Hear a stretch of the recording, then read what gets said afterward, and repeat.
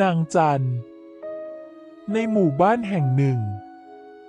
มีตำนานเล่าขานกันว่ามีผีสาวคนหนึ่งเธอนั้นคอยเฝ้าอยู่บริเวณสะพานไม้เก่าแก่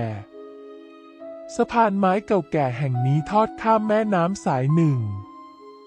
เป็นที่สัญจรของคนในหมู่บ้านมานานหลายชั่วอายุคนมีตำนานเล่าว่าผีสาวคนนั้นชื่อนางจันเธอเป็นหญิงสาวที่สวยงามและจิตใจดี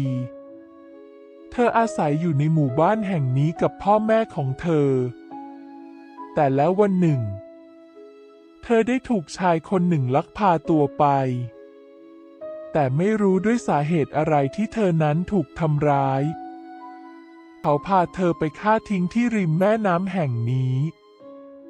วิญญาณของนางจันยังคงวงเวียนอยู่ที่สะพานไม้เก่าแก่แห่งนี้เธอเฝ้ารอคอยให้ชายคนนั้นกลับมารับเธอไปแต่ชายคนนั้นก็ไม่เคยกลับมาจนในคืนหนึ่งคืนนั้นฝนตกหนักฟ้าร้องคำรามเสียงลมพัดกันโชกรุนแรงบรรยากาศรอบข้างเงียบสงบเหลือเพียงเสียงฝนที่ดังก้องไปทั่วป่า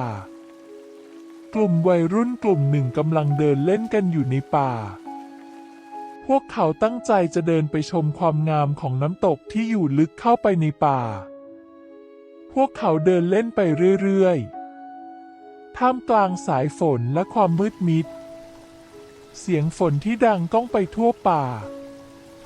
ทำให้พวกเขารู้สึกหวาดกลัวทันใดนั้นพวกเขาก็ได้ยินเสียงร้องโหยหวนดังมาจากด้านหลัง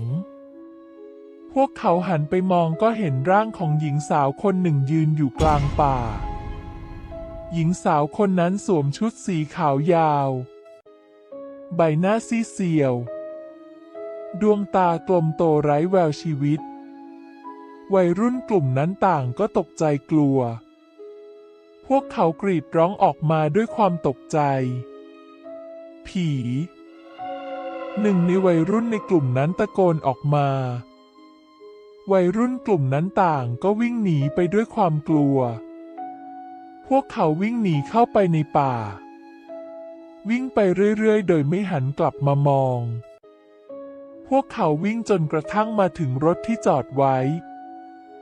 พวกเขารีบขึ้นรถและขับออกไปจากป่าทันทีพวกเขาต่างก็กลัวจนตัวสั่นหลายวันต่อมาวัยรุ่นคนหนึ่งก็ออกเดินทางไปเที่ยวชมธรรมชาติแถวสะพานไม้เก่านั้นเขาเดินเล่นไปเรื่อยๆจนกระทั่งมาถึงสะพานไม้เก่าแก่ทันใดนั้นเขาก็เห็นเงาของหญิงสาวคนหนึ่งยืนอยู่ริมแม่น้ำหญิงสาวคนนั้นสวมชุดสีขาวยาวใบหน้าซีดเซียวดวงตากลมโตไร้แววชีวิตวัยรุ่นคนนั้นตกใจกลัวเขาวิ่งหนีไปด้วยความกลัวแต่แล้วเขาก็หยุดวิ่ง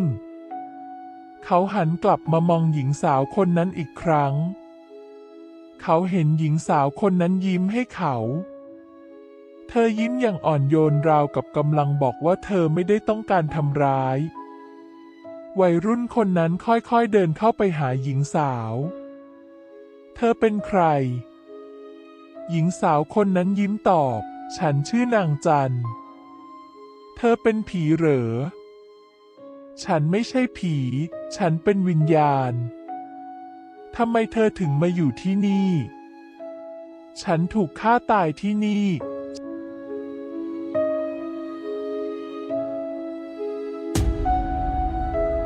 วัยรุ่นคนนั้นรู้สึกสงสารนางจัน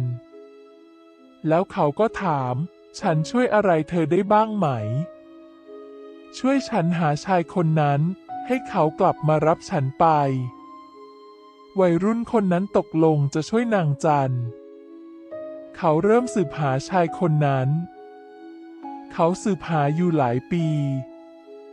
จนกระทั่งเขาพบชายคนนั้นชายคนนั้นเขาแก่และอายุมาก เขาอาศัยอยู่ในหมู่บ้านเล็กๆแห่งหนึ่ง วัยรุ่นคนนั้นนำชายคนนั้นมาที่สะพานไม้เก่าแก่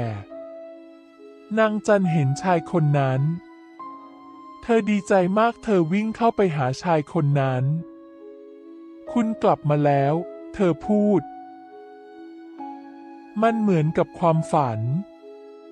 เขาได้เจอกับคนรักของเขาอีกครั้ง ตอนที่เขาจากกันไป ทั้งสองไม่ได้ล่ำลากันเลย นางจันกับคนรักทั้งสองอบกอดกัน อย่างมีความสุข แต่แล้วผ่านไปไม่นาน นางจันเดินหายไปต่อหน้าต่อตา ก่อนไป เธอส่งยิ้มให้ทั้งสองคน แต่แล้วชายคนนั้น ที่เป็นคนรักของนางจันก็เดินหายไปด้วยเช่นกัน วัยรุ่นคนนั้นยืนมองพวกเขาไปจนลับตา แต่แล้วเขาก็รู้ว่า ชายคนนั้นก็เป็นวิญญาณเช่นกัน เขาตกใจและขนลุกชันโดยไม่รู้ตัว พอตั้งสติได้ เขาก็รู้สึกโล่งใจที่เขาสามารถช่วยนางจันได้ เขาจะจดจำเรื่องราวนี้ไปตลอดชีวิต หลังจากนั้นเรื่องราวของนางจันก็กลายเป็นตำนานและเป็นที่เล่าขานกันจนถึงปัจจุบัน ขอบพระคุณทุกท่านที่รับชม แล้วพบกันใหม่ครับ